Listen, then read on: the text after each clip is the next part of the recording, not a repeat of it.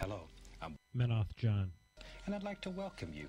First of all, let me take just a moment to thank you for allowing me back into your homes.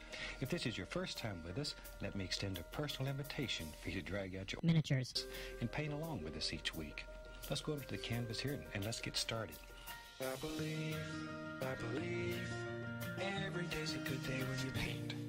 I believe, it'll bring a lot of good thoughts to your heart. I believe, every day's a good day when you paint. I believe, it'll bring a lot of good thoughts to your heart. Let's build a happy little cloud. Let's build some happy little trees. There are no limits here. You start out by believing here. Yes, ladies and gentlemen, you can start by believing here because it is Sunday night and I am back from friggin' Europe. Ladies and gentlemen, welcome back. It is the Painting with Menoth John show, and I am Menoth John, your sincerely happy to be back on the air host. And with us tonight, folks, we have a fantastic show planned for you. We don't talk tech on this show very often, unless we've got Will Pagani on. Yes, ladies and gentlemen, with us tonight is everybody's favorite multi-faction genius, Mr. Will Pagani. Ladies and gentlemen, say hello. Okay, well, that's where you say hello to the brushheads. You've been on the show before. I can't hear you, Will. John, say something. Hi, brushheads. Okay. And then in the last second, when we were all heroic, Will Pagani's mic shut off. Jesus Palomino. Oh, my God. We call that par for the course. So, Will, can you hear us? That's great. All right, ladies and gentlemen, we're going to vamp a little bit, and hopefully Will can get his microphone to work while we're doing here. He's taking his mic off. He looks reasonably frustrated. He's going underneath his desk now. We think that's to fix his headphones or microphone, but so we'll go ahead and we'll do all the normal stuff. So believe us, people, we're not selling you a bill of goods. Pagani really is here, and so why don't we go ahead and do our beverage update, John? Absolutely. Oh, well, I've got, I don't have Cherry Coke right now. They only had Coke at the store when I went, but I got Coke and Wild Cherry Whiskey Mix. Okay. Somehow I'm still drinking after last night. And, of course, a shot of Kraken, as usual. Okay, so Will is now back up, and he is not providing any sound. So I think what we'll... We got the shrug. Yeah, we got a shrug. And I'm going to ask Will to quit and come back in, maybe?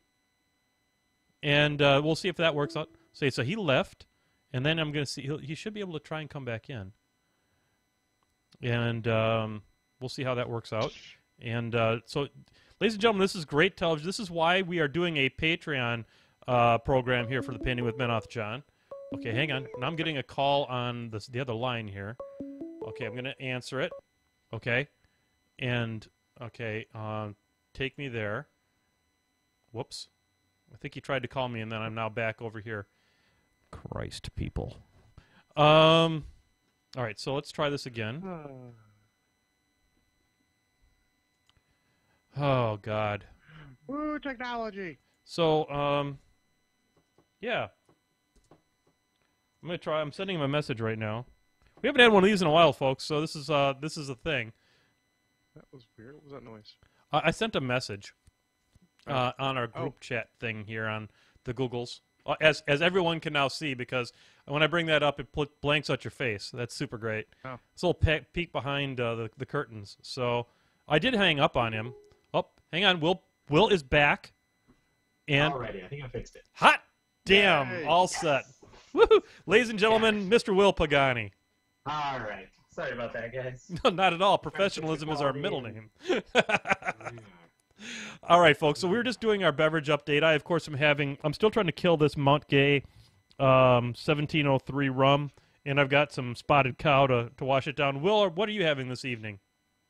At the moment, I have a delicious shot of Kraken. In front of me. Outstanding. So, Oh, Will, yeah. thanks for being on the show and carrying the Kraken banner for us on the show. And to all the brushheads out there, and especially to Neek, a.k.a. Orsis Sockdevere on the old chat window, who I got to meet in person for the first time this week. Hey, Ron! Ron.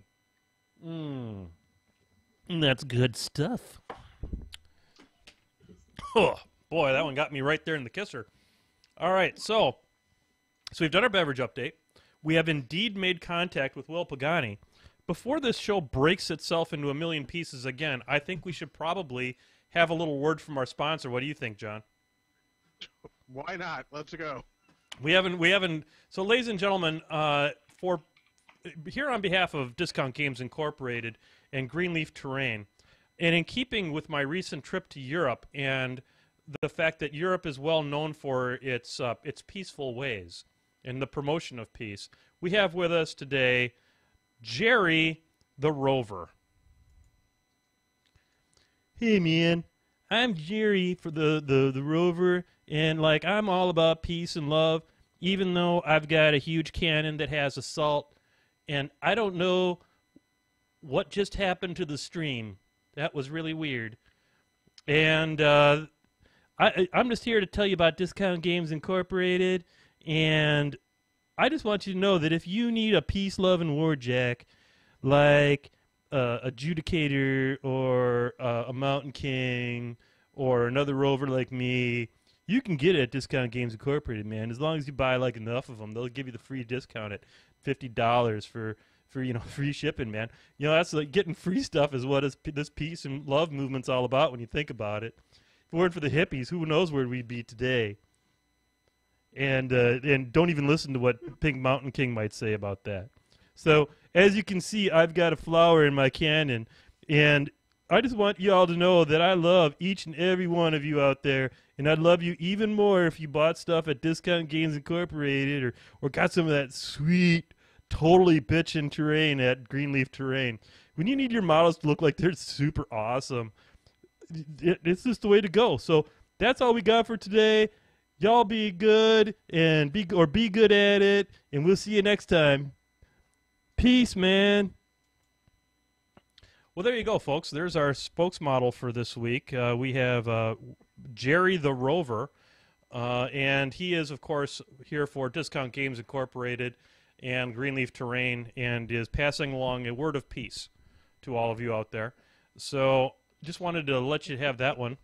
And also wanted to just quickly address something. We're going to get to the Will Pagani part of this show any second, I promise. I just wanted to show you, put a little link on the screen there. We have a site for Patreon now, and since I seem to have completely ruined the T-shirt market by releasing 3 of them in a single year, we've decided to help defray the costs of the show through other means. And we are going to be, if you would like to, it's a site you can go on there. It's like an internet tip jar. You can on a per episode basis, you can donate 50 cents, $1, $2, whatever you want. And as I release things, which is usually like 3 or 4 Paying with Menoth Johns a month, a couple of brunch machines, and maybe a special. So you're not talking about a huge monetary outlay or anything like that, but it's a way you can support the show if you want to. So come on down here to www.patreon.com/MenothJohn and do it. And I think I even moved my finger correctly on the screen so that I was going from, because it's backwards, which is weird. But yeah, there you go. So that's all I'm going to say about it. If you want to get on there and become a patron of the show, some folks have already done that. We've got quite a few, actually, around a dozen or so patrons so far. So I want to thank those people, and I will be releasing a special thank you as soon as I know that I don't have to drive or work the next day.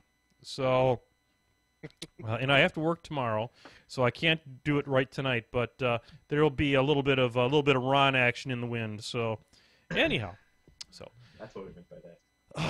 oh, it's gonna be good stuff. It's gonna be good stuff, and I'm gonna have a paramedic on hand. I'll tell you that.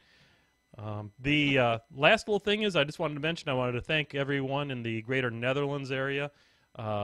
Just had a really great time. Got to play a little Warmachine Hordes when I was over there.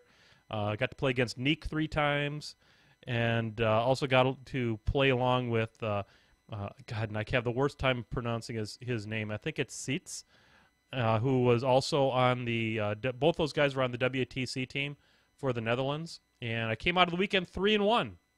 So my trolls were kicking butt and taking names. So had a couple of a good assassination. I had Berka doing his thing. I had Emadrak tuned up. The only game I lost was with Kalandra, and the only reason I think I lost it was because on 3 bushwhackers I couldn't judge 2 inches, and I got him caught I moved him into being engaged, or else I would have had old Gorshade dead to rights. So anyhow, John, I didn't know that you won games. Thank you. Well, I love. Shots fired. It's a new thing. Like, it's great. It is not my thing usually winning games, and in this case, I think I was, John OP in Europe. I don't know about that. I was playing against a couple, let's see, Epic Urisk quite a few times, and turns out Mountain King's just kind of a bully sometimes. So, anyhow, Pink Mountain King was on a rampage, and that's all that matters to me. And so that was a lot of fun. I'll talk about it probably a little bit more next week, just because we've got our guest with us tonight, and we've got a very important topic to talk about. There'll probably be a little less painting than normal on this show, and a little bit more talking tech. So I wanted to bring up let's get this up here and bring up there we go. Here we are. We're going to talk about the SR2015 with Mr. Will Pagani and the team Painting with Menoth, John. That's you and me, John. Anyway, so Will, why don't you let's start off with kind of give us your top-line thoughts on where 2015 is and how you feel like it's improved over 2014. Well, the objective system is kind of the biggest new change to me because it's hugely impactful. Like, the objectives mean a lot, and they can really help out some casters. They can really hurt other casters, like you're playing against them. Yep. So, to me, that's by far the biggest change. Whether or not it's an improvement, well, that's yet to be seen. The design team that works on it tries new stuff. We talk about it a lot, and we work with it a lot. But sometimes it's just, let's see how it goes. Like, if you remember, I don't remember if it was I think it was 2013, had that Guidon scenario in it. Yes. And after TippleCon, they just, removed it immediately. They're like, no, this isn't going to work out. So they just took it out immediately.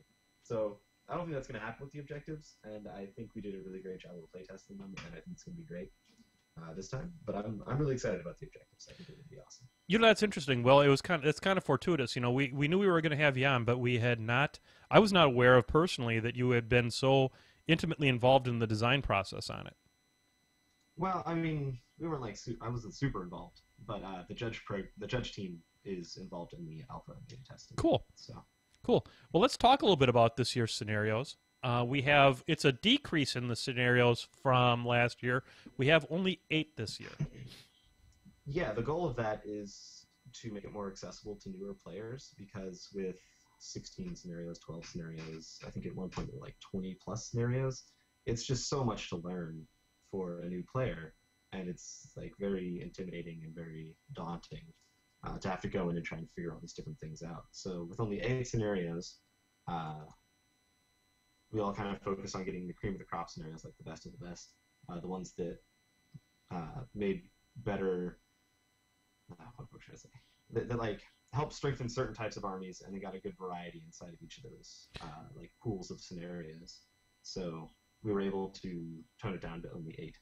Yeah, I think it's an outstanding grouping of scenarios, including one brand new one for this year that we hadn't seen before, and that's Recon. But I'm planning on kind of scrolling through each of these, and if there were any changes on the different ones, it'd be interesting to know what the differences were, and then maybe kind of what the thought process was that led you guys, I should say, and led Privateer into changing them in the way that they are. And then, Will, I'd also like to get your perspective as we go through these on where you think with things that have changed, what factions do you think are going to benefit the most from them, and those kinds of things.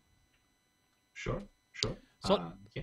So let's go ahead, and I just brought up the objectives, and we have 6 objectives that are going to be chosen by the list maker at the time of list making. So list creation. Yeah. And go ahead. They're awesome. Like Arcane Wonder Mhm. is super sweet. Like Empower really allows you to juggle around upkeep spells, and then Plasma Nimbus really like punishes people that are trying to use infantry to kill objectives. So like Statixis, for example, even things like Bane Knights, Bane Thralls, like it can kill quite a few enemy models while it's going down, and that's something that's never really happened before. And I think it was 2013 had the reactive objectives where you like gained an ability when you were near them. Yes. And I felt a lot of those were very game-changingly powerful. So if you notice, a lot of these objectives do not have direct offensive abilities, and there are certainly none that are like shoot a 3-inch template, it knocks down everything over the template and does a power 12. Like, we definitely don't want anything like that in the game because it's something that's not in the game. Like, this is something that's being added into the game from the outside. Sure. So it's not inherently balanced with all of the models that currently exist. Whereas things like this can have much smaller impacts on the game, like Limitless Power, even the Firepower thing, can kind of give little nudges to things that are not currently played as much, while keeping them within reason. Well, I think that's that's kind of the idea behind these. I think that's an interesting thing that you just mentioned, firepower. I mean, one of the problems with the fire support scenario was that no one in their right mind on a 2 or 3 list pairing was bringing light artillery with them. But now, since you're selecting this objective during list creation, it really gives you an opportunity to exploit the power that could be a part of those if they had this rule. Correct, yeah. So, and the fact that I think there's only maybe 2 scenarios that don't have objectives, maybe 3. Mm-hmm. So there's a very good chance that you're going to get to use these objectives. It's not just something that you put on your list that you never actually get to see, which like the light artillery objective was in 2014 and 2013. Like, they were just objectives that existed, but no one cared because they were in 1 or 2 scenarios, and it was not worth the chance of getting one of those scenarios to actually bring pieces. Now, as a troll player that I am right now, I particularly like the one that gives the free charges for Warbeasts and Warjacks. I think that's a really strong one. I really like the Arcane Wonder, the one that you had mentioned earlier. In fact, when I was playing in Amsterdam here this last week, Selena from the Nis Hunters took her square to the face with the Plasma Nimbus, and that was pretty sweet. Sorry, Orsis. I'm going to be talking about a few of these things, Nick, over the course of the show, and that was a particularly good moment to have her buy it from the Plasma Nimbus. Yeah, I mean, so like Plasma Nimbus and Arcane Wonder is one of those rules that I think a lot of people are going to overlook. Like, they're going to take it for the reduced cost of upkeep spells, and that's fine. But like, Plasma Nimbus is really great. And then you get the bunker, like it has impervious flesh. So all these armies like Ihali that are planning to shoot your objectives to death, that's going to be really tough for them to do now. Like, that's really hard. Really, really hard to shoot that objective to death. And you get girded, so like against Menoth, you can base up with the objective. If they shoot it directly with Redeemers, it's not going to take very much damage, and your guys don't die to the blast damage because it's girded. Exactly. Effigy of Valor. One of the big things when I'm making armies is, like, I pretty much never take non-fearless infantry, because if you fail that command check, it is devastating. Like, you just immediately lose the game if it's an important command check. So Effigy of Valor, that's my favorite so far, yeah. Like, it lets you take all of these infantry options that maybe you didn't want to take before because they weren't fearless and they could break. So, and it does give you a huge, like, area that you can do, because only one guy has to be within the 4 inches of that objective. So. Yeah, in fact, John, I was just about to mention, I was just going to ask you, John, which of these was your favorite, because, you know, as a pretty steady Mercs player, sometimes command checks can be somewhat troubling for that faction. Yeah, it's true. And a recent game I played against somebody, he failed like 6 command checks through the entire game, and I mean, it wasn't as good of a game because of that. And something like that, even if he's not in the right position, you can fall back. At least one of your guys can probably fall back towards the objective, and boom, rally, and that's some good stuff. Yeah, so even if you're not there, you can just automatically rally for free. And I think Effigy is one that's going to be really underestimated in the beginning and is going to see a lot more play as the year goes as well absolutely. with stockpile. Excellent. Which gives you the it gives you the lash for your caster, which is huge. Yep. And then it makes knockdown models stand up. And does that one still make you immune to continuous effects? No. Okay. You know, that's actually, you know, from as a troll player too, that one is very interesting to me because, you know, if you're not taking, let's say, Creel warriors, having the ability to stand up without having to use the Fell Caller's ability to stand them up, gets them up and at them and get them, so to speak, and without having to, and then you can still use the +2 to help them hit better. So I think that's another strong one that I know I'll be looking at as I go into the year. Not that I play that much competitive stuff, but I do play nothing but Steamroller when I'm playing even casual games, just because caster kill doesn't work in this game anymore and hasn't for years. So yeah, that's true. So let's move on a little bit. Thank you for this. Has been an excellent discussion on the objectives. Let's move on to let's talk about each of the different ones and then maybe what's changed or what hasn't changed, and we can go on from there. And the first one is Destruction, and this is of course a kill box scenario. Same kind of scoring that we saw last year. Will, are there any changes to Destruction? No, I do not believe so. Okay. It's the exact same scenario. It's still a solid scenario. It's very good for the control casters like the Haley 2s, Denegra 2s, Harbinger, Krieger 2. So it's still a very live scenario for some casters, and it is very difficult to win if you are not playing a control caster. So, and it's still really good for a melee army because you can come up, threaten the entire zone, and go like, you got to get in the zone. I'm gonna get the fight. Yeah, no, for sure. It's very strong for melee armies, and then the control casters still like it. And as much as like playing against the control casters can be a really tilting experience, you can't just remove all the scenarios they're good at. So absolutely, because they got to still be able to do something. Yep. This is another, and for the very reason that John just mentioned about melee armies, this has been one that I've enjoyed an awful lot over the course of the year playing.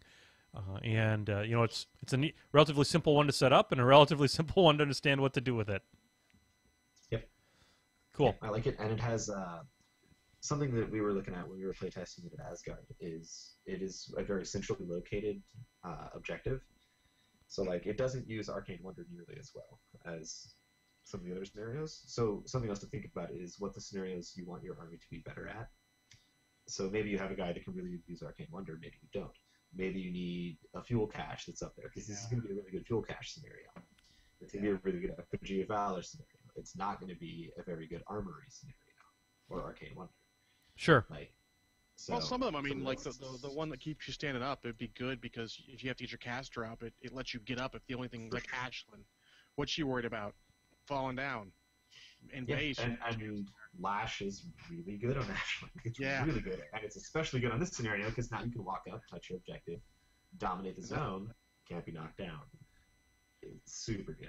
I really like how the different objectives interact with the different scenarios to kind of create different choices for your list. It's not just what's best for your list, it's what's best for your list in the scenarios your list is weak at. I think that especially in ones like this, the people who have the great skills in the game, where they're pairing up the objectives with how their army operates with the scenario, is going to be that next level of expertise that's going to come out this year. I think that we maybe haven't seen in the past. It certainly adds one more step in list creation and like one more layer to think about when you're building a list. Cool. Excellent. So now the next one, I believe there has been some changes in, and that's Two Fronts. Yeah. And Two Fronts, if I remember right, was the two rectangles were next to each other? Well, so that was Process of Elimination. Oh, okay, I'm sorry. Kind of a conglomeration of several scenarios stuck together. I don't remember what the last 2014 scenario, it got a new name this time. Okay. Kind of like, I don't know, maybe it was Two Fronts, but this is like three scenarios kind of stuck together into one. Okay. And really what they did is they took the zones, they put them closer towards the middle, and they made them, I guess, vertical instead of horizontal. Because there was one before that was vertical, and it was horizontal, and one where they were even. Yep. So I like this one a lot more because it's a lot harder to just get completely shut out of your opponent's zone and then just have them dominated for 5 turns in the game. and that to me was like a very non-committal play style that did not really involve a game of Warmachine being played. Mm-hmm. It was kind of this like mini game of like, can I lock them out of my zone for 5 turns while I score points, and who cares if I kill any of their models? Yep. It's more like a Malifaux scenario, to be honest. Yeah, yeah. So this one I think is a little better. The things are a little closer together, which is nice because it makes it a little easier to contest, a little harder to control, and it makes dominating much more dangerous. So I think it's a much better scenario. It's also a centrally located objective scenario. Mm-hmm. So it's, once again, back to those, like, Arcane Wonder may not be as good in this one. Yep. That kind of stuff. Yep, and that's a nice balancing factor that they've given something that is, at least on the surface, a very impressively powerful objective piece.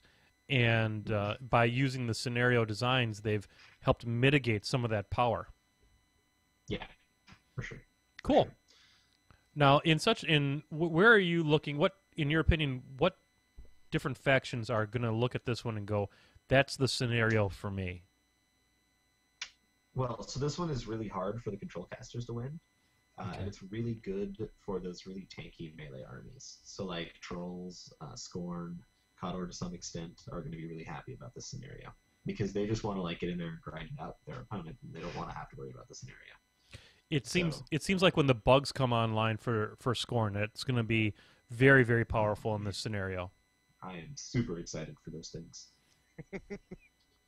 If you told me like a year ago that I would be this excited for a Speed 3 heavy, I would call you insane. There's no way a Speed 3 heavy is good, ever. I would have certainly said that. And right now I'm like, man, that Speed 3 heavy has got me excited. I wish I had some good answers for it, because that thing is those bugs are going to be a problem. Yeah. So, cool. So there's our scenario two fronts. Let's move on to number 3, good old Close Quarters. This one looks completely unchanged from last year. Is that correct? Completely unchanged. It's a great scenario. It's very difficult to win, but when you do win, it's very decisive by scenario. It's another one of those kind of just grindy objective scenarios. Like, get in there, fight, and win. Yeah, we use this as our week 2 journeyman, and I haven't seen any game go to scenario this week. Last week was the old supply and demand, and there's a bunch of scenario wins, a lot by me. But this week I haven't seen anyone. It's just been get in there and beat the crap out of each other. Yep. I like this scenario. I think it allows like a lot of really solid play, and it's just enough of a scenario where your opponent can't like kite you around the field because you'll just win on scenario. But it's not enough where like the superpower scenario casters can just like push through and win. This is another one, it seems like, might have some advantages for the tankier casters, the tankier mid-range or upfront style casters. Absolutely. I will say that I think something that Privateer Press is trying to do is get more of the upfront style caster play to work, because like a lot of people, like I don't think it's a great play experience when you have like Severius who just like sits way in the back and doesn't really do anything, or you have like that kind of play style. Mm-hmm. Is very not satisfying for a lot of people. So like if you can get a butcher in this scenario and just get up there and just start murdering stuff, like yeah. Agreed. So, cool. I think that's one of the reasons why the scenario made it out of the culling. Well, I think they've really done a nice job, and as we continue to talk through these, they've done a really nice job of picking some of the more popular, some of the more fun scenarios out of the packet. So this is certainly one I've always enjoyed playing as well. So here we have fire support. Fire support without the weird objectives, but the same configuration of the flags and objectives. Well, actually, the flags moved a little bit so that one is closer to each side. Yes, you're right. I'm sorry, I just noticed that. Now. I just noticed that. Very slightly. I think it's 1 inch different. Yeah. 18, 20, yeah, 1 inch difference, yeah. So there's 2 inches between the two flags, but and they also made them player stamped. Before they were just both like neutral flags and nobody could spawn. Because they're center, I guess when you skew them, you kind of got to make them friendly and enemy at that point. Yeah. No, you can still dominate your flag for 1 point at least before these 2, but still like kind of the same idea. And this one, your objectives are a little farther back. They're only 18 inches up instead of more, so you can kind of get a little better use out of those sort of buffing ones. Like the light artillery one, I think is going to work out really well here. If you're into that kind of thing. if you're into playing models that are ostensibly bad. Yeah. Not all of them. Kador and Trolls and Signar, I think, are probably have the best game with their light artillery. Yeah. Unfortunately, the Signar light artillery doesn't get the additional damage dice on the electric leaps. Well, you can't win them all. You still get the same as POW 14 boosted, which is still pretty good. Yeah, that's solid. I think the Ret one is probably going to be the best one with that objective, just for the record. You get the it's POW 6 armor piercing. Yep. Yeah, but it's hard to tell them to put them in their list for that. You know. Sure. Well, that's why you bring ADR, and you have you got 20 points of reserves, and you got them sitting out there. Jumping ahead, John. That's later. I am getting ahead, and you haven't even seen the presentation, but it is definitely out there. So. Yes. Excellent. Yeah. So I like this scenario because it's a little more spread out. We're back into the kind of control caster game. The shooting factions are happy with this, whereas we haven't really seen one that they're super happy with before. Yep. So I like that this scenario made it in a lot. That's good. Yeah, it brings in that a little bit of balance for those factions, as you pointed out, Will, that haven't maybe everything's been all about tanky so far. So this is definitely one where someone that wants to stand back and shoot you a little bit more is going to have some fun. Or like Circle can play their hit and run. Like you don't have to commit very quickly to this scenario. Yep. Fuck Circle. Circle can die in a fire. So hey. Circle is the new Crix. And don't even get started. All right, let's talk about incoming then. So, yes, this is becoming a slightly more explicit podcast as the days go on. If anybody's noticed. Slightly. All right, so here we have incoming, Will, and walk us through this. This appears to have been a pretty major rework of where things are located. Yes. So I was talking earlier when we were, hold on, when we were talking about two fronts, how there was another scenario that had the horizontal zones. Yep. That is kind of the successor to this, or the predecessor to this. The zones are very far apart, and you get an objective that is in an excellent position to abuse the ability on. So it's going to be really good. Like this is like Circle's wet dream. Is this scenario? Right. Everything is super spread out, so it really makes your opponent spread out. And Circle and Legion and Crix to some extent have the speed to really abuse scenarios like this. So I like this one. This is going to be great for the hit and run armies. Once again, you don't necessarily have to commit super quickly. So you can kind of sit back and shoot, or you can kind of pick away with your hit and run tactics with Circle. And it does not favor those super tanky brick armies like Spawn and Trolls. Boo. Officially boo. They don't like spreading out that much. Yeah, and then because it's so spread out, that it's really hard to get like everything in your Creel Stone, or it's hard to get all your Creo bubbles in the right places, that kind of stuff. Mm-hmm. You know, just because as a player of the Trolls these days, I'm looking at maybe something like this, looking at a Calandra perhaps as being a potential drop into a scenario like this, but only because you're gonna want something a little less bricky. Yeah, something that has some pieces to it that are maybe a little more self-sufficient, and that I can send something out into one of these flanks to kind of hang on to it while the main army tries to get the work done. Yeah, I'd say maybe even a Jarl or Grim for sort of a your Calandra. You want to be in the bubble. It'd be hard to get that bubble cover and everything on the scenario. That's true. That's true. Someone who doesn't really need that control area so much. Yep. Cool. So that's good. So this is another one that maybe favors where things are spread out. So now we've seen, a 2 or 3 bricky type of scenarios. Now we've seen back to back a couple of the more spread out scenarios. Let's move on to number 6, which is Incursion. And Incursion has finally gone the whole circle. They've looped in, and the mouth has eaten the tail, and we have. Screw it, we don't know what to do with these flags. We're just going to make them all stick around. Fuck it, we'll see what happens. Yeah. There was a lot of debate over this scenario this year, whether or not to just completely remove it, or to change it, or make the middle flag its own. like still make flags disappear, don't make them disappear.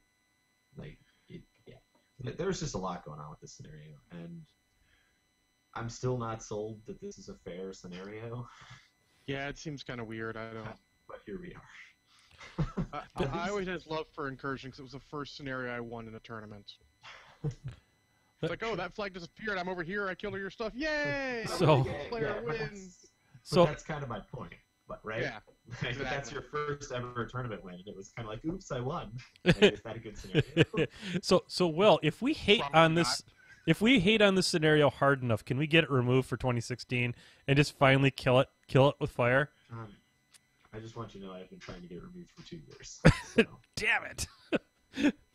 That way it's like it's easy to set up, but I just don't. I don't know. Yeah, it's super easy to set up, but like the problem is so Scorn didn't like it before because there were too many places you had to go contest.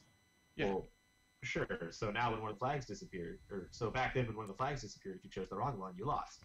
Yeah. At least you had a 50-50 to pick the right flag. Now you're just screwed. You have to deal with all 3 of them. Now you're just screwed. And you can dominate the center one again. You can dominate the center one again, which is but it's only more one scoring point, potential.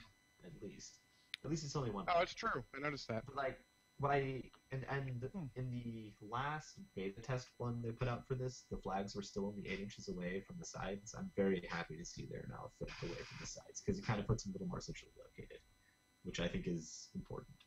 So yeah, we're going to see how this pans out. I'm going to guess it's not going to go so well. Yeah. It's going to be a really tilting and not fun to play scenario. I'm going to gather it's going to be the most likely one that TOs are like, nah, not running that one. So, but at the same time, all the TOs are like, wait a second, I just have to put 3 medium bases on a table? Let's do it. It sounds really easy. You put them on your table yourself? No. Word to the wise. You put them out there, go, all right, you guys set those up before you start setting up. That's the way forward. Sure, but you understand what I'm saying. Like, it only takes 3 medium bases. It's super easy. Speaking of super easy, Outflank is super easy. Speaking of that, here we are, my favorite, 2 boobs. 2 boobs, yeah, yes. Mosh boobs, as Asgard would call them. Mosh testicles has been removed, I believe, which is where they were slightly offset. One always hangs a little lower. Oh, that's great. We're always keeping it classy here on Painting with Menoth, John. Absolutely. Oh. Absolutely. I think this is the correct version of incursion. I think it accomplishes the feels same like things. It does everything that incursion does, but you don't just accidentally win or lose the game randomly. You know, I'd never thought of it in quite that way, Will. That's a really interesting perspective. I hadn't thought of it that way, and that's absolutely correct. You're yeah. Boy, that was really insightful fucking commentary on my part. Well, but Jesus. It's the right way to do that centralized, spread out scenario. Yeah. So I've always enjoyed playing this particular scenario because it encourages. I like to walk into a zone, blast through it, and push into the other one. And this scenario, and I just have to put enough in the left boob or the right boob, whichever I decide to go for, just to kind of hold it long enough for the main force to arrive at the second one.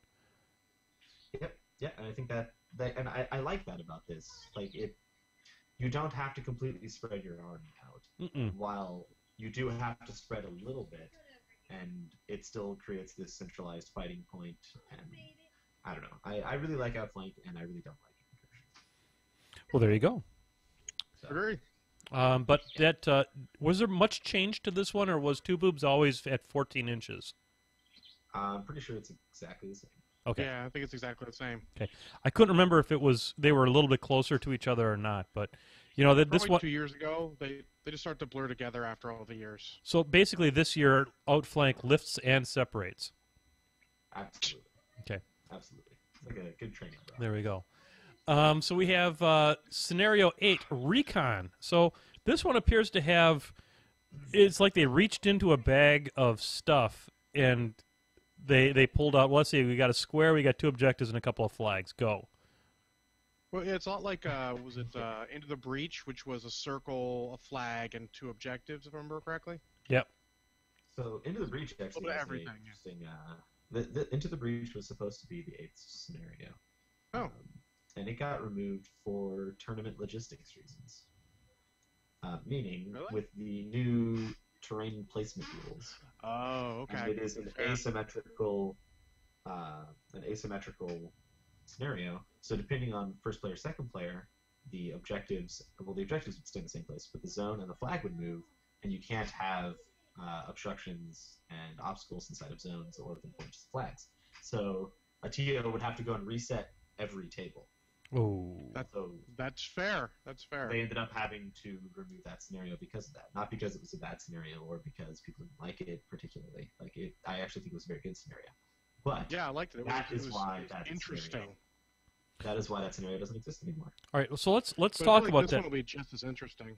Let's talk about that for a little bit. Let's talk a little bit about the terrain placement, because that was a change that came through as a part of this as well, and one that was maybe a little bit controversial because of those theme lists that allow you to deploy terrain as a part of their theme list. So what are the exact terrain placement rules now? It's actually much easier than you think. It's obstructions and obstacles cannot be inside of zones or within 4 inches of flags or objectives. Okay. So 4 away from objectives or flags, and they can't be in zones. Correct. Okay. And to me, the biggest hit there is obviously Ruins of War. Poof. They just relied so much. And look at this. Look at Recon. Where can runes put a wall here that's relevant? That is also 2 inches, and I think they changed it from 2 to 3 inches, or from 3 to 2 inches for other terrain features. Because you had that, you can't have terrain within 3 inches of other terrain. I'm pretty sure that's 2 now. I think that change went through. It's like, imagine some terrain on this table, and then tell me where Ruins of War is going to put a wall. It just isn't. I have no idea. Yeah. They're just not going to. They're going to be all in your deployment zone, which is useless. Yeah. So, Ruins of War got hit really hard by it. I think... Yeah, they were a big one. I mean, they were the only one that got put out walls. even as a troll player, I'm not going to sit here and hate on that, because I think that while Ruins of War is an amazing list, and I've played it enough times now to go, yeah, that's a pretty damn good list. I like the fact that having something like this will help to push the meta and help make people kind of think outside into different lists. Absolutely. So apparently, one of the guys says you can't be within 5 inches of other terrain. 5 inches. Yeah, which makes sense because that's a colossal get through. I think that was what they were shooting through for. No, it's definitely not other terrain. That might be the flags in these scenarios, but it's definitely not other terrain. Okay, we'll have to look for some clarification on that. Let's see here. Okay. I'll actually just start scrolling through the earlier part real quick. All right, thanks, John. All right, so that is the 8 scenarios that we've talked about that are part of the SR pack, and that is the basis for all the other packs. So that's the basis for the hardcore pack, and then that's the basis for the Masters pack as well. Whereas last year Masters was somewhat of a sort of a best of list from the overall Steamroller. Now they're all 3 the same. The only difference being the number of lists that you can take. So we have hardcore, which is and always has been and always probably hopefully will be a single list event, and then you have the Masters, which is a 2-list event, and then you have the Iron Gauntlet, which is a 3-list event. And Will, what are your thoughts on that, as far as, especially as it relates to Masters, where now you have Masters is 2-list with where Divide and Conquer maybe isn't such a bad thing anymore? I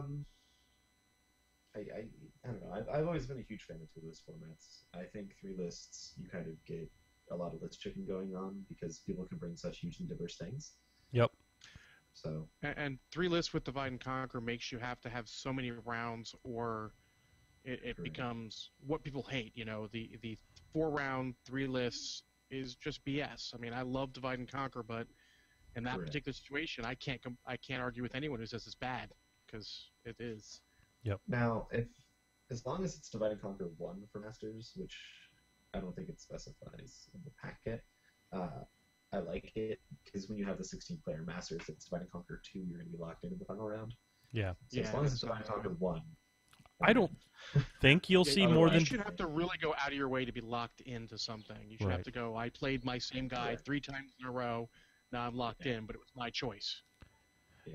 Yeah, I don't. I really doubt that we'll see a lot of Divide and Conquer 2. I would imagine that the more standard will be Divide and Conquer 1. Yeah. So the terrain rules are here, and they're pretty easy, John. Okay, give them to us. Basically classified it 2 ways. There's restricted terrain, which is obstructions and linear obstacles, which can't be within the zones or within 5 inches of a flag or objective. Okay. And then unrestricted terrain pieces cannot be placed within 2 inches of any other terrain piece. Okay, so that's like forests and lakes and things like that. Yeah, exactly.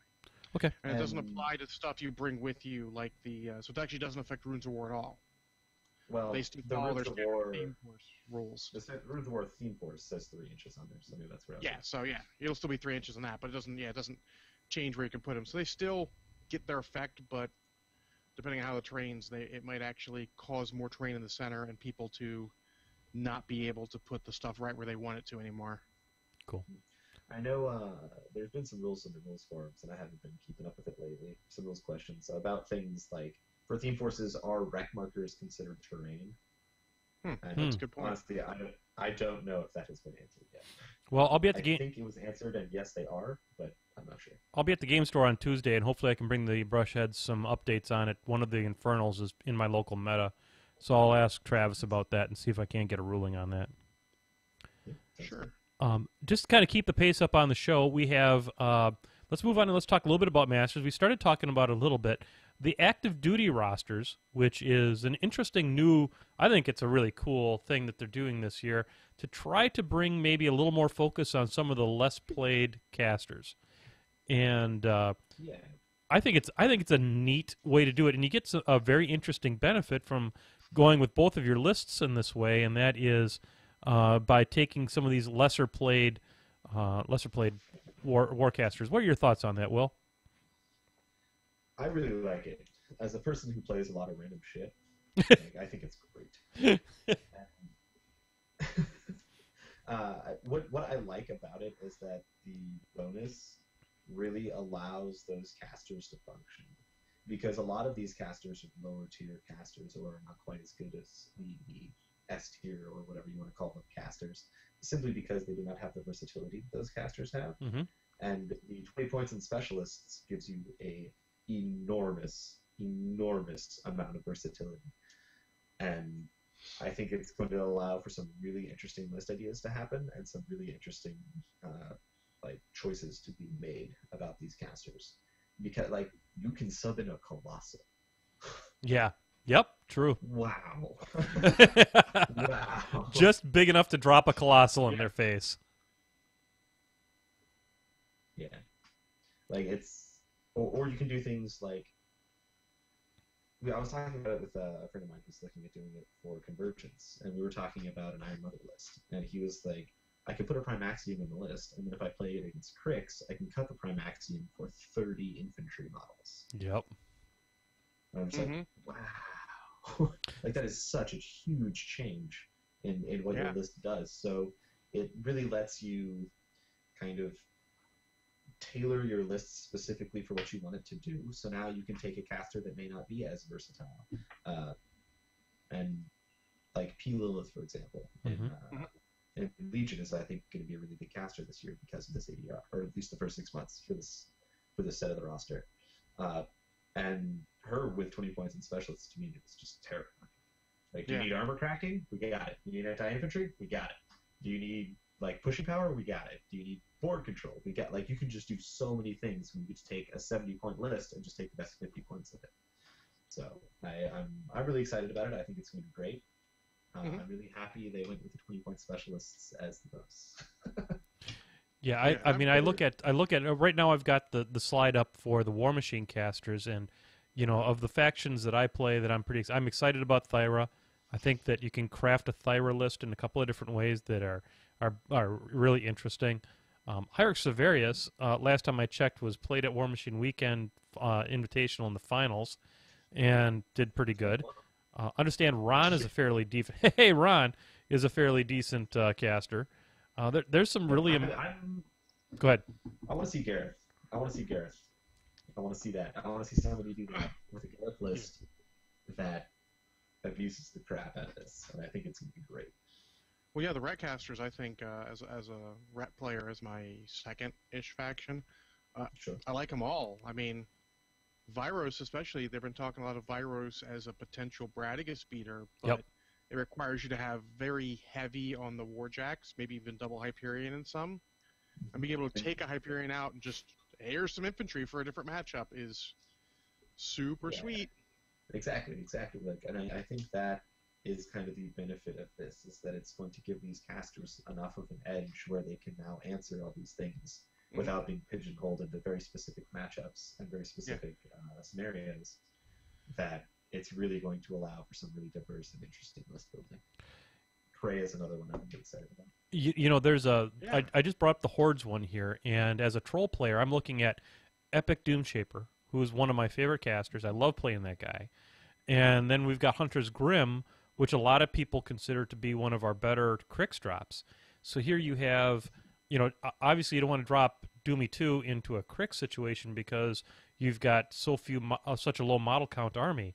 But then you've got Hunter's Grim that you can drop in there, and you have two very versatile lists that are coming out here, plus 20 points of awesome that you can drop in there and substitute in to make them even more powerful for their skews. Yep. I'm excited. Circle. I'm happy. It's funny, for Circle I am, but two of the three casters I currently am playing are on that list, so... I'm sure a lot of people are going to be really excited, because a lot of people really like Kaya2 and Cassius.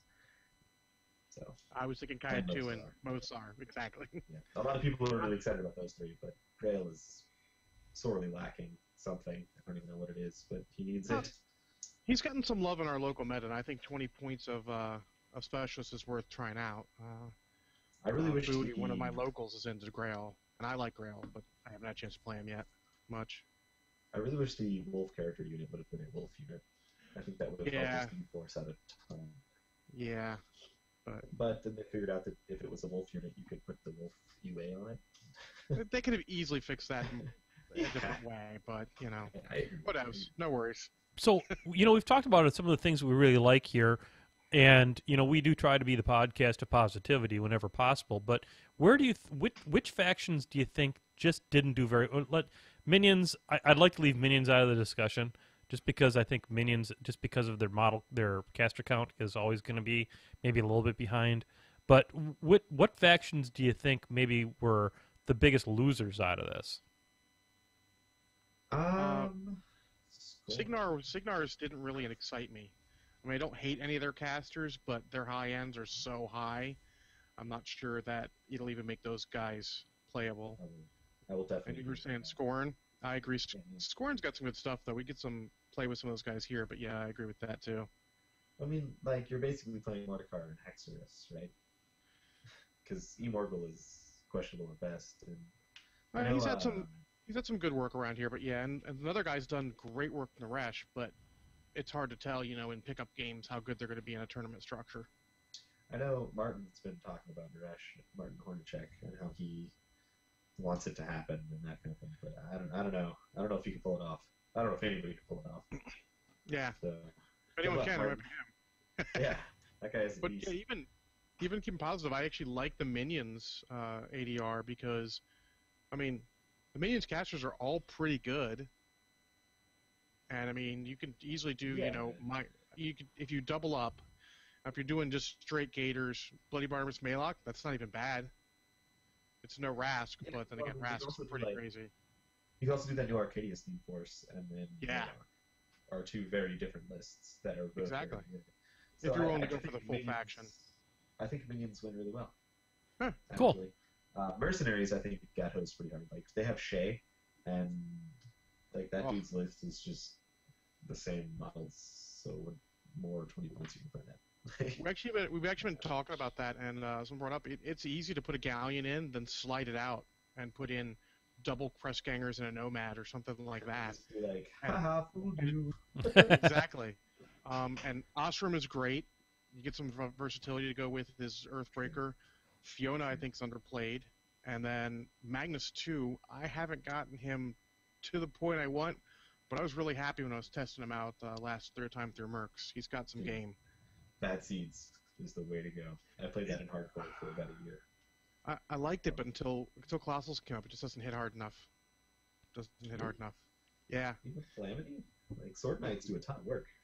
It's not quite there, you know? It's like, it's good, but it's just one step away. If it could take a Galleon 2, it would be off the chain. Boy, back in the day when I was living back in Utah, Bad Seeds used to just abuse the shit out of me. Yeah. But I love Bad Seeds. That will probably forever be my favorite theme horse. It's super cool. I mean, I got rid of a lot of the stuff to go with it because I got rid of my Signar, but he's actually got game outside of it because of Calamity. Calamity and on Holt, you just wreck stuff. Sure. Oh, look, shield walls, cock guys, die. Yeah.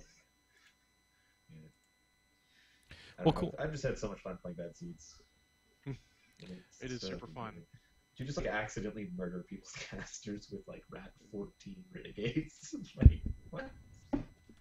And Sword Knights coming in off the side, just people are like, what the hell is that? I'm like, that's super fun. Like, you have to deal with it. Good luck. Yep. well, folks, I think that brings to a close our review of SR2015. I think that was a really good discussion, and I think we're ready to move on to some other questions for our guest. I love having you on the show, Will, because you make it stupid easy on me. I basically don't have to do very much, and we just it's like constant all the will we can get. So I'm going to flip over here to the painting cam, and I'm actually going to paint some stuff while we break into a little FlippityPagani. But before we do that, hey, Ron. I'm trying not to get too screwed up tonight because I'm still story time later about that.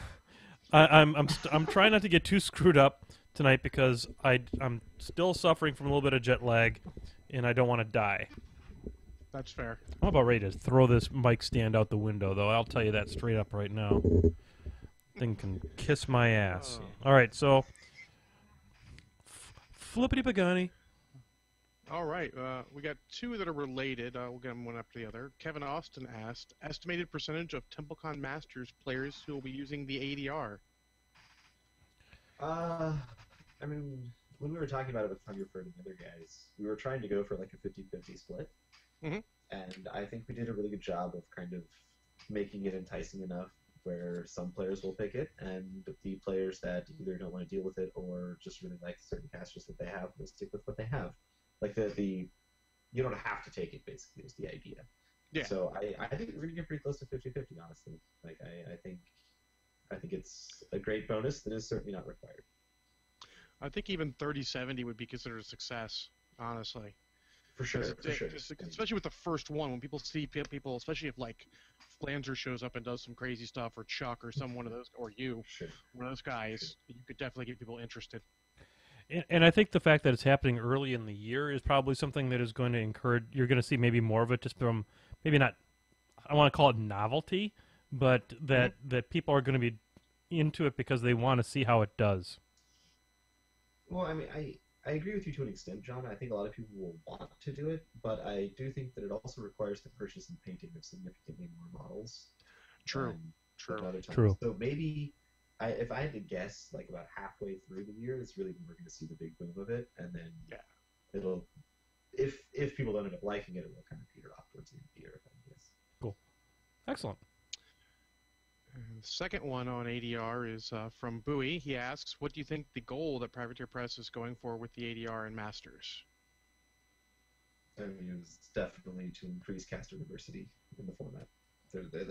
Like, you can't argue with that. That is definitely what it was there for. And I had many discussions with a lot of different people about like a ban list and how that would affect the public opinion and how it would make players feel. And the ban list is never something that Privateer Press wants to do, ever. Yeah. They do not ever want to tell you that you cannot play with the toys you bought from them. So they are very against that, and this is their attempt to kind of do the exact opposite of a ban list, which is, instead of saying you can't play that, they're trying to give you a reason to play something else. Exactly. Someone on one of the forums said that it's using the carrot rather than the stick, and I just like that. That's the best way of looking at it, and it's awesome. Yeah, I agree and completely. I think they did a good job. Like, I think that's going to work out pretty well. I'm excited. I'm excited to see what actually the next one's going to be. You know, they revealed this one. I haven't even really played with it, and I'm just like, what? Well, it's going to be on the next list. Yeah. So what I like about it is that all of the new casters that come out are immediately on the ADR for the next period. Mm-hmm. So you start with 4, maybe there'll be more later. Yeah, which is really cool. You always get to play with your new toy too, which is good. Yeah, for sure. Right. Cool. So next one Pagani. is from our resident troll, Bonzi. And this one's pretty much just for Will. Now, are you ready to take on the Connie B Challenge? Hashtag Connie B 2015. No. Totally legit I feel answer. I feel like it's been 6 months, so I will give it. The guy has persistence for sure. Our brush heads are like Bonzi's little a pit professional bulls. Troll. He's a professional. Our brush heads are like little pit bulls, little retarded pit bulls. Wow. Oh my God. Describing your listeners like Dude, they listen to me. I can't help them. It's fair. Oh. And then the second part of his, which is no less trolly than the first, is as the high priest of the Church of Pagani, do you have to wear any sort of special raiments when you post in the forums, or do you at least get to wear a cool hat? Actually, I wear almost nothing when posting in the forums. Whoa. We do it in bed on my iPad. That's fair. So, good save at the end of that. Good save. Thank God. I mean, John, I'm actually not even wearing pants right now. But Nice. Well, that's in keeping with. I went shirtless on the last, on one of our more famous broadcasts. So if you're going pantsless, I'm highly supportive of that. Yeah, I could take my shirt off right now, but nobody would even know. Actually, it's against Twitch terms of service. Okay, well, imagine that if this black shirt was indeed not a black shirt. There you go. Shenanigans. Whatever, Twitch. Suck it. All right. Well, here's one from L. Marshall, and this is sort of a troll to me. It says, how do you feel about eating the fruit at the bottom of alcohol? Say, cherries, for instance. So you might have gotten a little stinky last night there, buddy? Oh my God. There were 9 of us, and there were cherries at the bottom of a jar of moonshine. It wasn't really moonshine, it's like store-bought moonshine. Warning. Sure. Yeah. So they start eating them, and it became sort of the test of manhood. Oh. L. Marshall had 12 and tapped out at 9:20. Not that we were checking. And everyone, oh boy, yeah. And Banian was the smart one. He decided not to partake. High five. He's more intelligent. And poor Bowie had a bad night, let's say. So my suggestion is no. God, no. Don't do it. So my Amsterdam story like that was on the Friday night. The last night I was there, they had a plant party where everyone in the plant was invited to this place that was in the red light district that I later found out was in the red light district. I couldn't tell it was in the red light district because there were no whores under glass. But but it was a club, and they had a DJ and stuff, and the engineering manager kept on handing me these shots of this stuff that was a clear liquor, and it was. He said it was what the English eventually made gin out of, and it was the smoothest stuff I have ever had. It had almost no flavor at all, and he kept on bringing me glasses of it. And because I'm a nice guy, I'm an American. I want to show that not all Americans are horrible. I had to drink them, and then later in the evening, I wouldn't have been surprised to see my shoes fly out of my mouth. And then I found my glasses laying on the bathroom floor the next morning. I had no idea how they got there. And so when people in the Netherlands take you to a party, stay away from the clear liquor that tastes like nothing, because it will not work out It's well just for good you. advice. It's just good advice in general. Yeah, just I felt like I was with the Irish, but was not with the Irish. So, Oh, wow. Oh, the Irish. yep. So, shout out to Kieran and all the rest of those clowns. So, there you go. FlippityPagani. All right. So here we go. Here's one from David Wonky. He asks, how to deal with someone that is tilting hard. He had a recent experience where he was having hot dice, including tough checks, where the player felt he could not do anything and was tilted from turn 2 on. And he was trying to be nice, but it only seemed to make it worse. And towards the end of the game, it was the point of awkward, and he felt like he was walking on eggshells. Yeah, unfortunately, there's not a whole lot you can do about that. Like, it's their reaction, not yours, and apologizing for your dice is almost insulting to them, like insulting to your opponent. So I don't know.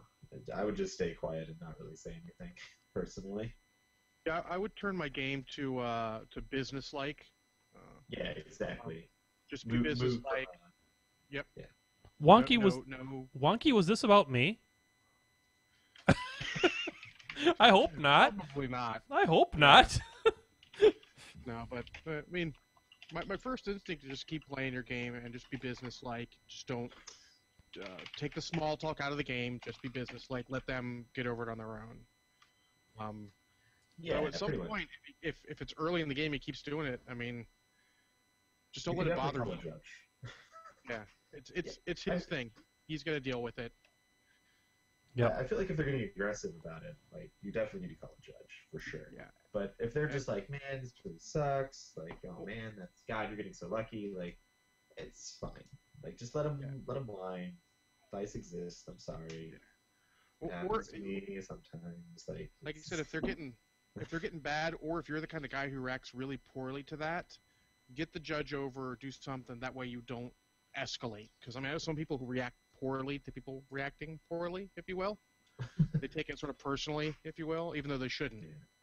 what you got to do then is go, are you that guy? Are you that guy? Are you going to be that guy? Don't do that. Don't do that. Unless you want an easy win when they like DQ themselves for coming across the table at you. Punching you? Yeah. What I might have just said is bad advice. I'm just going to warn the brush heads right there. Don't do that. Don't ever do that. You could be that guy. Don't do that. Now, you can do that to your friends. To your best friends, you can do that. But in like a tournament or anything where you're playing someone you don't know, yeah. No. I would just be curious to people who That was don't kind know of in general, I think, that was kind of a joke. is the thing to take away here. That was kind of a joke. Yeah, we figured you were. Yeah. Yeah. We figured. That was kind of a troll. Okay. Just a little bit one. So there you go. A little bit. Yep. All right. Well, skipping one that we won't talk about. Yeah, Kevin Clark F asked, that what do game. you miss most about Mark 1? Oh, dude, Kevin, I love you. But what I miss most from Mark 1, besides getting to hear Kevin's sexy voice over a microphone at Gen Con, has got to be Glory of Everblight, which was it was basically Science of Portents in Legion, but only for your war beasts, and Epic Diagrash had it. It was so good. So sort of like Manifest Destiny, just better. Well, it affected range attacks. Yeah, it was the original spray and pray. Yeah. It was spray and pray. Yeah. Yeah, well, and Titan was like Wrath 7, and like, it's insane. But Epic Diagrash and Mark 1 was my boy. I love that guy. Cool, John. What do you miss about Mark 1? God, almost nothing. I mean, I was terrible in Mark 1, and I'm not much better in Mark 2. What do I miss? I miss Mark 1 Bastions. I got to play with them for about a week, and in that week, I had some of the most glorious melee attacks ever, because they were POW 15 weapon masters at the end of it, and God. they were +1 strength for every damage on them. Yep, and they were They five. had 5 points each. Yep, and they started at 11, and they had 5 points each, so they got to be 15s at the end. And they spread the damage just like they do now, and then they were late for a year, so I got to play with them for 2 weeks before Mark II launched. Yep. And they can. I never got to have the fun with them, and I was strictly a protected player back then. And although no, I had other factions. I had Khador and stuff, but I didn't. Hell, I honestly don't ever remember actually playing a game with Khador. And who knows what else I had back then, but I do miss those Mark I Bastions. What about you, John? I never played in Mark 1 actually. So you miss Mark 1 period. I actually don't miss Mark 1. Bowie, who was in my role-playing group at that time, would come by and tell me stories, and I'd be like, why do you play that game? Because back then, 40K and Fantasy were okay games, and to be fair, I worked for Games Workshop, so that was pretty much what I was going to play. Yep. But yeah, so no Mark 1 for John. I came in sort of towards the end of the Mark 2. Minions book came out, and I jumped in about that time. So you never got the joy of deploying your models and then picking them back up before they ever made an activation? No, yeah. I've played 40K in Fantasy. Yeah, sorry. Never mind. Never mind. FlippityPagani. We've all done that. We've all done that. All right. Here's one from Rakaran. He wants to know, Journeyman League, running Cephalix, good idea or bad? I think it's fine. The only thing that I would stay away from in Journeyman Leagues is convergence. And it's something because it's just... Like, to me, the point of a Journeyman League is to learn the rules of the game and how the models interact with each other and how scenarios function and that kind of stuff. And convergence focuses entirely too much on order of activation, focus allocation, bouncing around, that kind of stuff. So, yeah, I'd actually counter that. That's actually not bad for a journeyman. Now, our journeyman's different locally. We actually run steamroller scenarios through the entire thing for people to get used to them, and I sort of up the ante on them as they go through. But I think that's actually good for them. But I don't think Cephalix is a bad idea for a journeyman as long as you already have the models. If you're coming from scratch, that's an expensive one to jump into. Yeah, especially as you start changing around what merc you might control. Yeah, but not inherently a bad idea. What do you think, John? I'd play Trolls. Really? Yep, I'd play Trolls. Yeah, who knew? Because they're effing fun. And you get to hit things real goddamn hard, and then they fall off the table, and it's awesome. So it's, I don't know, as far as the question's concerned, Cephalix, yeah, why not? If it makes you happy. I mean, that's kind of where I'm at with the game these days, is that if you're playing something that makes you happy, you're winning. And if Cephalix makes you happy, then that's what you should play. And for the reasons that John and Will talked about, you know, there's some factions that are probably make more sense from a monetary and a learning curve perspective. Convergence will break your brain 18 different ways to Sunday.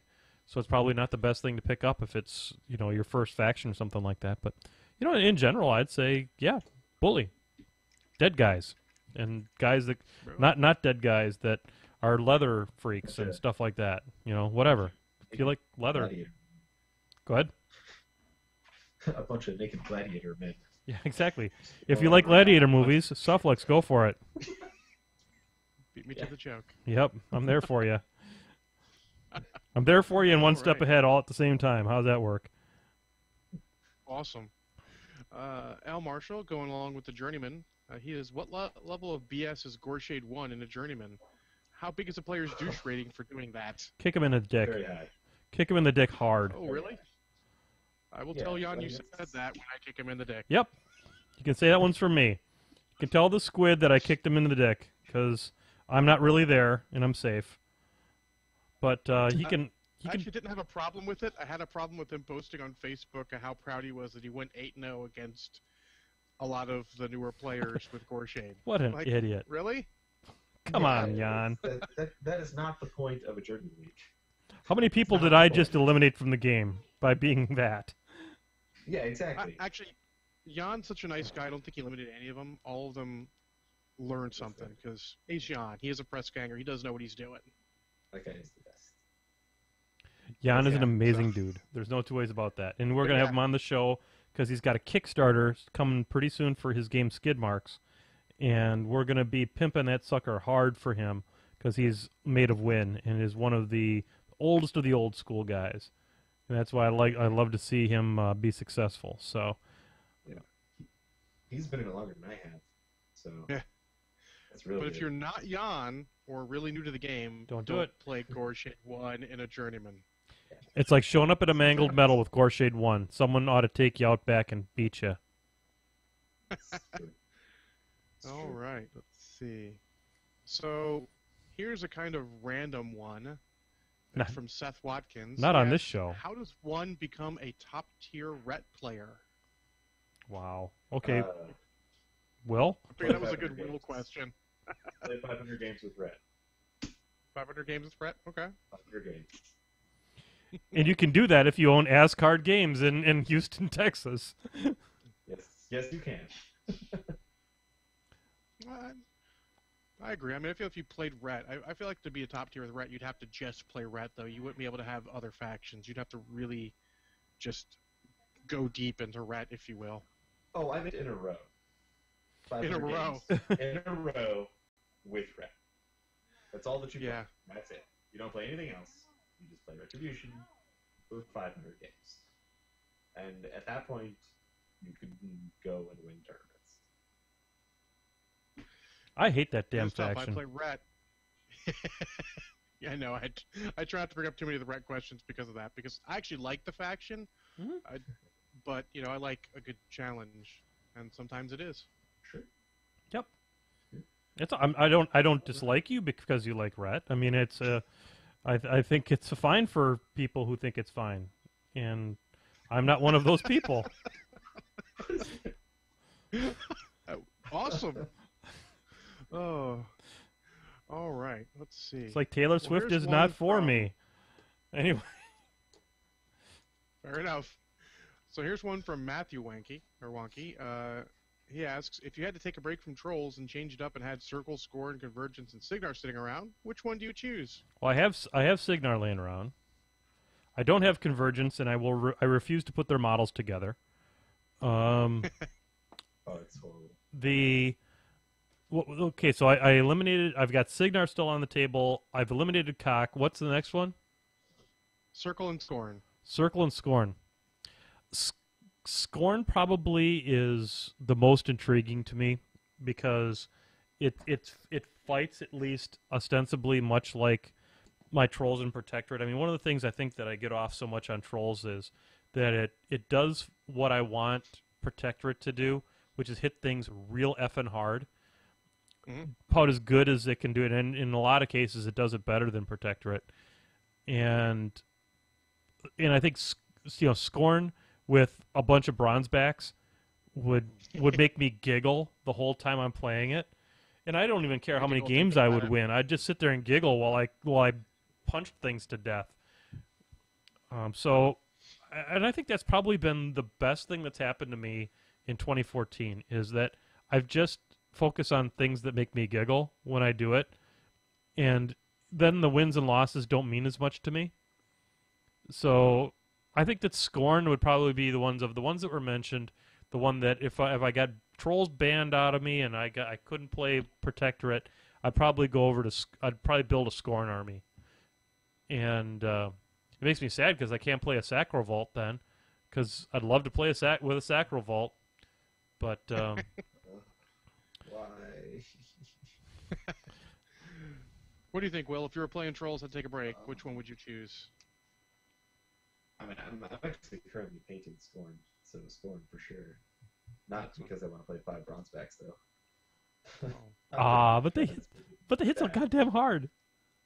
I'm just getting ready for the Beatles. Yep, there you go. Getting ready, John. I will be prepared. Nice.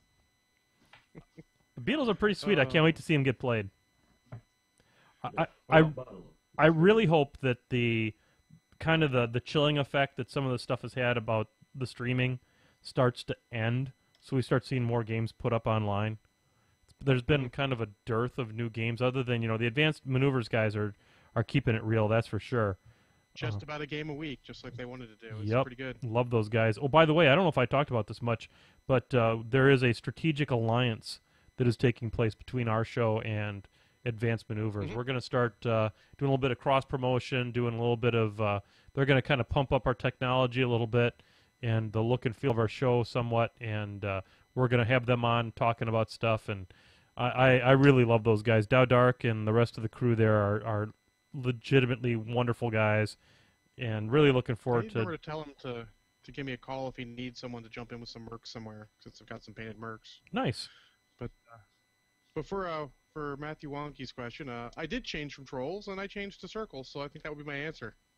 I Boom. think Signar is just way too close to trolls from a play sort of thing. They like to play the same similar games. Really? Do they? Yeah, they're both sort of the combined arms. Trolls is a little more melee, a little less shooting. It's sort of like the opposite, but they play, in my opinion, very similar games. Okay. That's sort of why I get rid of trolls. I was playing similar games to them. Like, I want something totally different. Hey, circle! That's really different. Well, until you go play Bradigus, and it's just soul crushing. F that guy. Forward and I punch own Bradigus, but I gave my Wold Watcher to Bowie so he could play Bradigus. So, it won't be for a while. that guy. Bradigus. All right.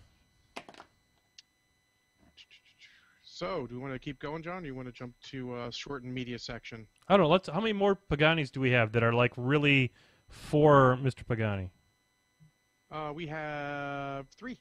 Okay, let's try to knock those out in maybe short order. Let's lightning round them a little bit, and then we'll get on to the rest of it. Because I'd like to get the ones that people have submitted, that are pretty much about in for Will. Okay. Well, this is from Brett Painter, and it's from last time you were on, Will, or maybe right after last time. It may not help, but what's the insight into the Gorshade 1 list that you ran at Warmachine Weekends? It's awesome. Okay. I think it was what you were like thinking about it. Like it does really well against living armies in general. It gives them -4 strength. It has a mat buff against living models because of the Deathwalker. It has a really tanky core and the 3 heavy warjacks, which is something that Crix does not normally have, and it still has 20 mechanic rolls.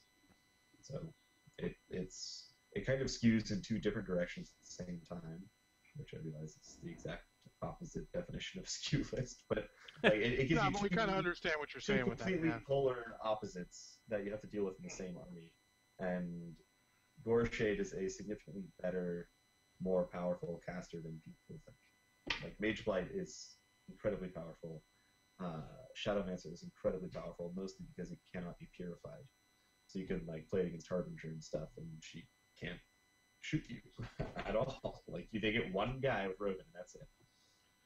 So it's really solid against Signar. It's really solid against most Circle. It's not Ikaya, which is why I didn't drop it into Crump. It's really good against Minoth. It's actually surprisingly good against Legion, despite how bad that actually sounds. It works really well.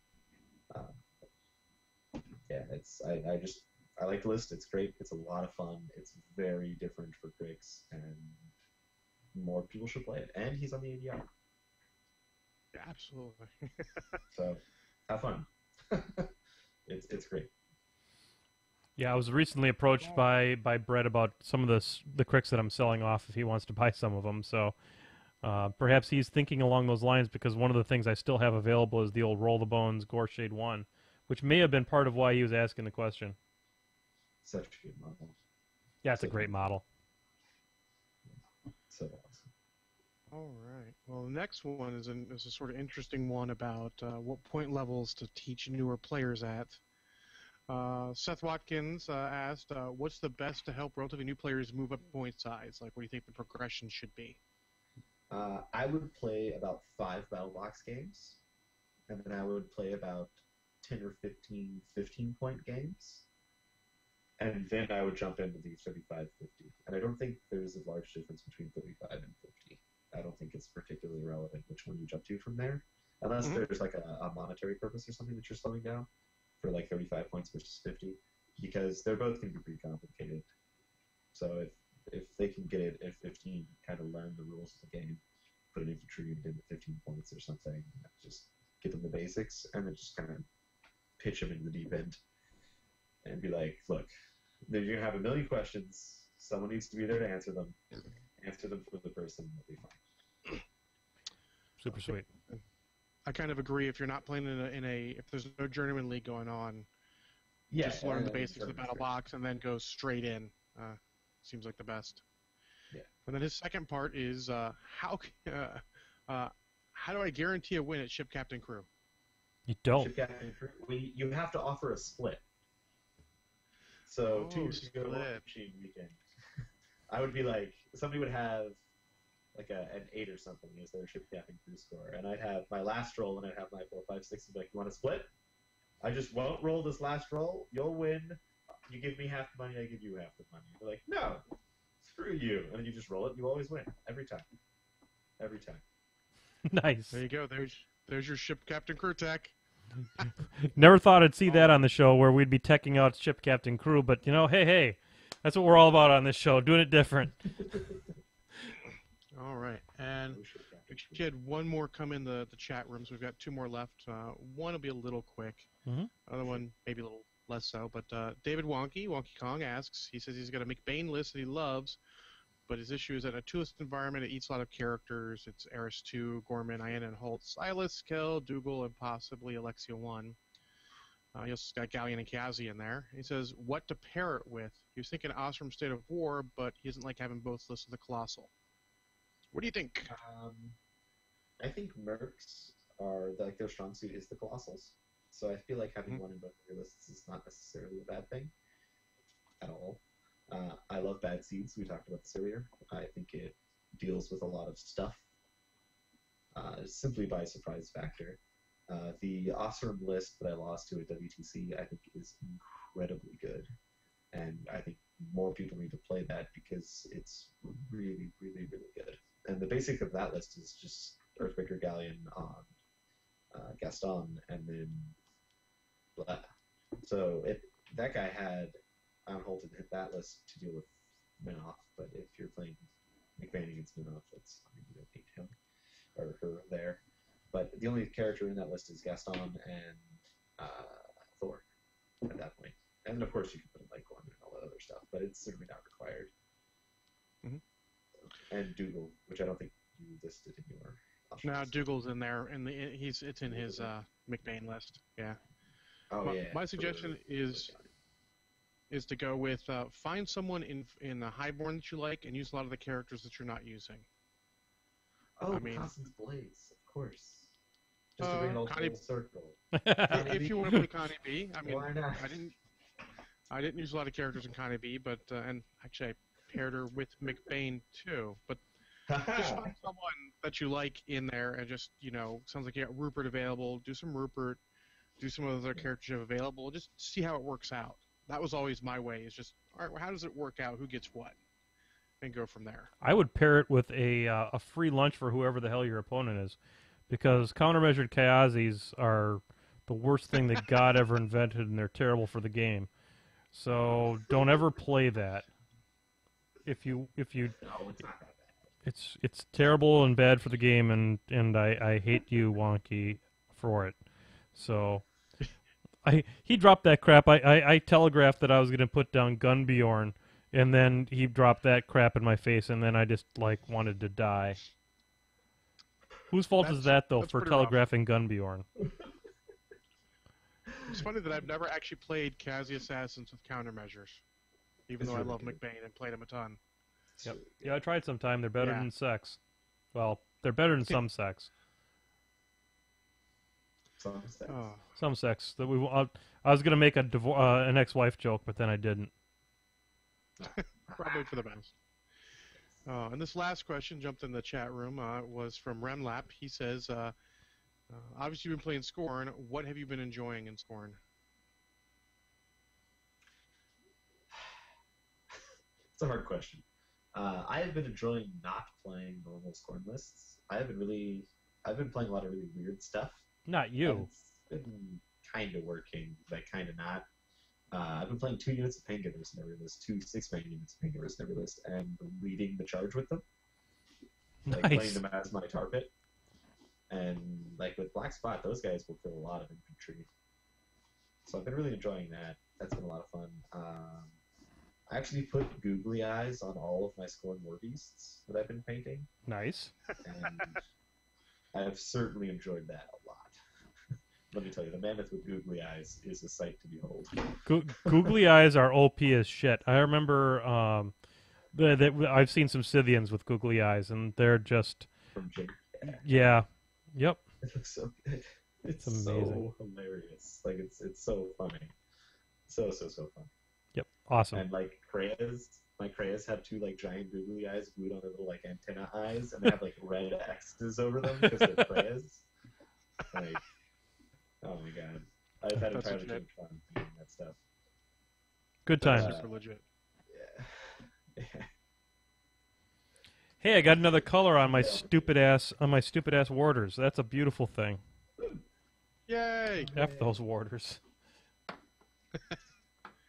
Oh, so there we go. That's the end of FlippityPagani's. Yay! I want to thank everybody for getting those in, because having Will on here is certainly a privilege, and getting the opportunity to ask him some good hard tech questions is always something that works out pretty well for us. So, Will, thanks for answering all those questions from the brushheads. Anytime, I'd love to do it. Cool, man. Let's move on to our third section, a little section we'd like to call the media section. John, did you see? I understand you only saw one movie this week.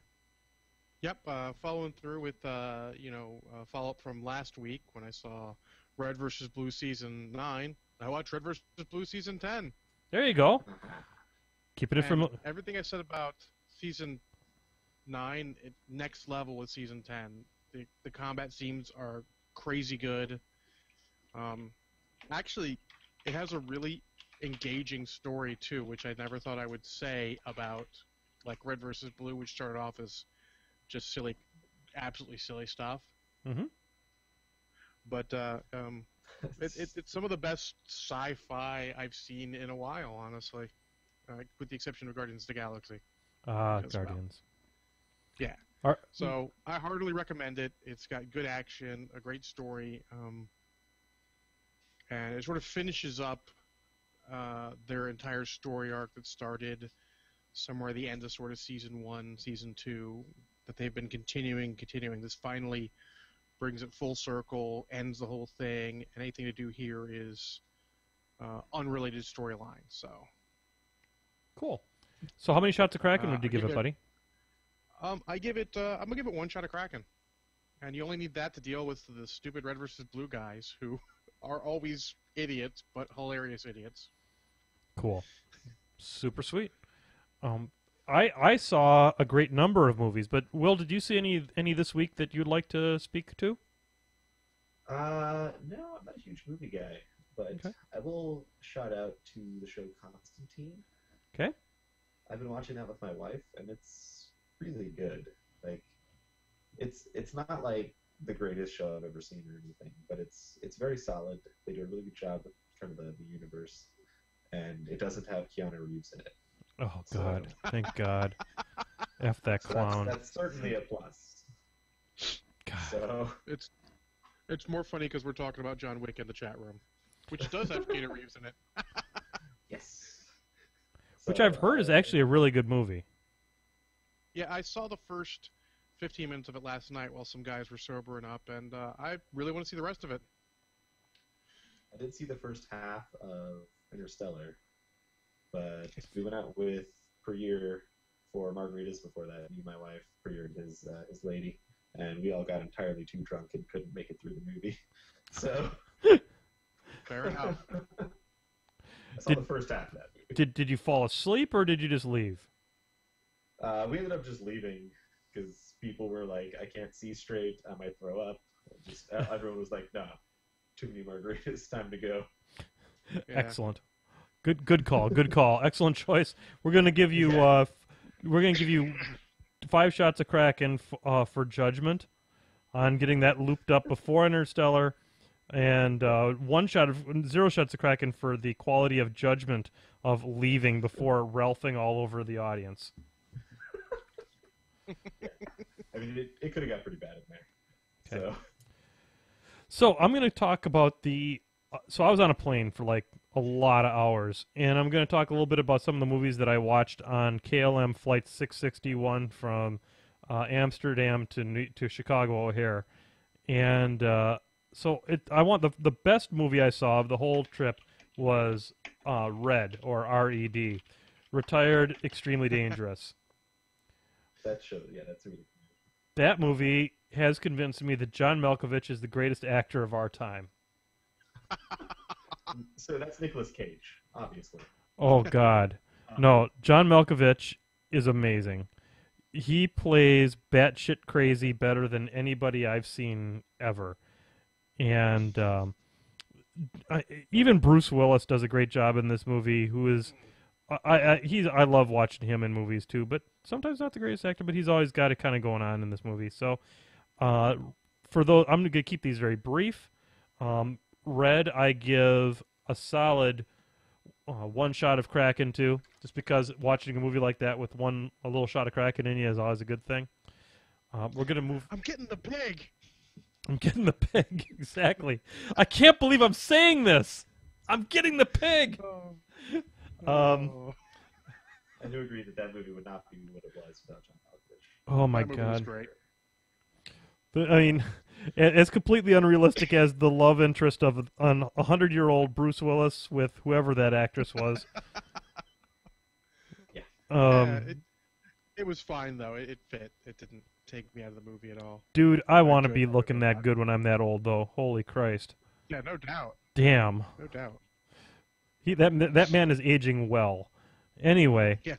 without this becoming Money will do that. any more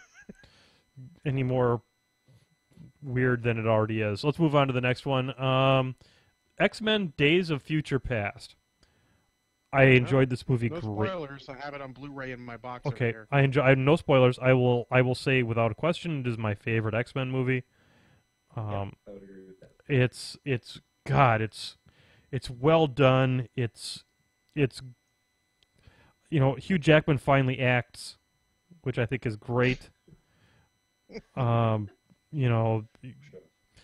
between what's his face, Picard and Gandalf, Gandalf, they're amazing in it. Patrick Stewart and Ian McKellen. Yeah, okay. those guys.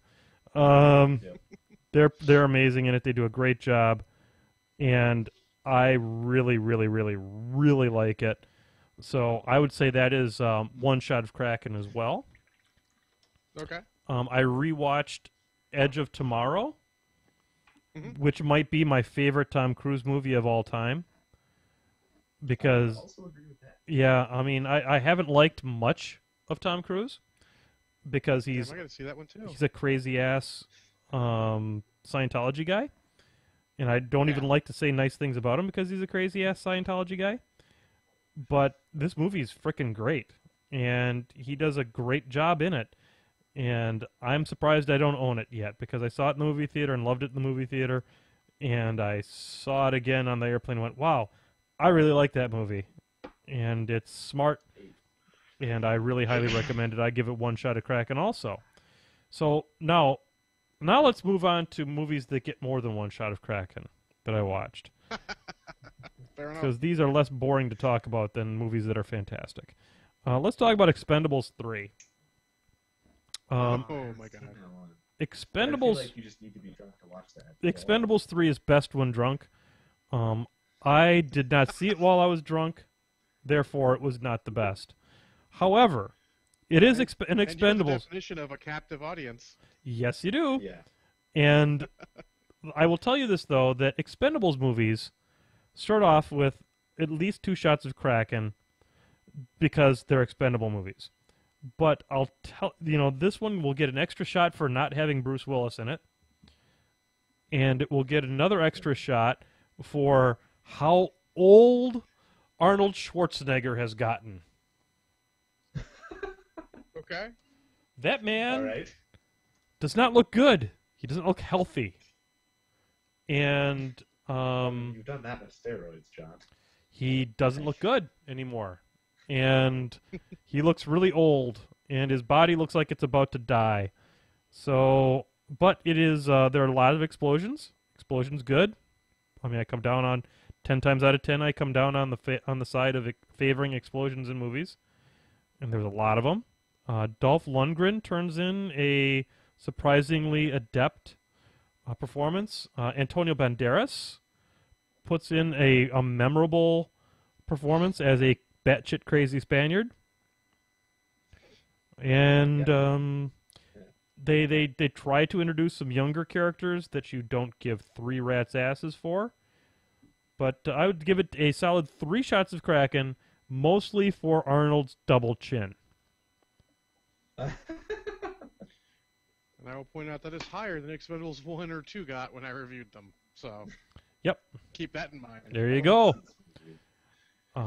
So then we'll move on to a pair of movies that are from the James Bond, the latest James Bond arc, Casino Royale and Quantum of Solace. Not the worst movies I've ever seen. I think I liked Casino Royale. I'm going to give it 2 shots of Kraken because it's good. I liked it. There was gambling in it, and I always like a Bond movie that's got a little bit of gambling in it. I like it when they play baccarat. The intro to that is super legit, though.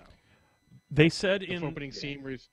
Yeah, the parkour running around on things and whatnot. Yeah, that part's amazing. They say that it took just goes downhill. They say that took 6 months to film. I believe them. It was amazing. Yep. I bought the movie on DVD for $5 because of that scene. Yep. I don't think it's terrible. I think one thing I did not recognize about the latest James Bond is that the 3 movies that what's his face are in the current Bond are kind of a story arc. And I was really I saw the last one first. And yeah, so we reviewed that for Movie Club, I think. Mm-hmm. And I watched it and I enjoyed it. And then I realized after the first one that holy cow, this is a continuum. So I really like that about it. And I think that I will give it 2 shots of Kraken because it is James Bond, and James Bond movies get an extra shot of Kraken just for being James Bond movies. And I'm not hating on them. There's no hate here. But you do have to there are certain scenes where physics completely leave the building, and people should be dead, and they're not. And they just kind of get up and walk away. So 2 shots of Kraken for Quantum of Solace and Casino Royale. I don't remember any other movies that I watched, although I know I watched more than that. But that's all I can remember. So, and we're running long anyway. A little. So anyway, I think we'll put a wraps on this thing. I'm going to throw this on here and boom, put it back up on the face cam. So, Will, thank you so very much for being a part of the show. Indeed. You're very welcome, guys. I'm happy to be here. You are always welcome to be on here. For the brush heads, for some kind of upcoming stuff we've got, I know that we're going to be having D. Vader, Chris from the painting fame of the Warmachine Weekends, will be coming on. We're going to do a special with him, I think, where we're talking about color theory. So that'll be good stuff related to painting. And I know that we're going to be having Jan Falange, a.k.a. Devil Squid, on to talk about skid marks coming up in the not-too-distant future. We've got a little bit of a vacation coming up over in February. We're going to be off for a couple of weeks. We're going to put together some specials that we can release onto the YouTubes and the Muse. But the Sunday Night Spectacular will be gone for a couple of weeks just because of SmogCon and my trip to the UK. And I will try to spam your Facebook pages with a show's worth of content if possible. Yep, absolutely. And Wonky Kong was just asking if we're going to be brunch machining again soon, and the answer to that is yes. I would like to do a brunch machine maybe this weekend coming up. So locals, keep your ears to the ground. Wonky Kong, if you're available, I'd love to have you on. So that would be fantastic. And we'll be looking at that. And once again, folks, if you want to support the show, right down there, patreon.com/menothjohn. Anything you want to donate, we would be more than happy to accept, and really super appreciate it. So I think this is a show, John. Absolutely. A good one. Yeah, a very good one. Will, you're an amazing guest, and I really want to thank you for being on the show. And as we bring up the dulcet tones of the Painting with Menoth John closing credits, I want to once again thank Mr. John Spencer, the co-host with the host. I want to thank Greenleaf Terrain and Discount Games for making this possible, and especially the Patreons, or the patrons on Patreon, for helping to make this happen. So on behalf of Will Pagani and Mr. John Spencer, I'm Menoth John. We'll see you next time on the Painting with Menoth John show. See you next week. See you.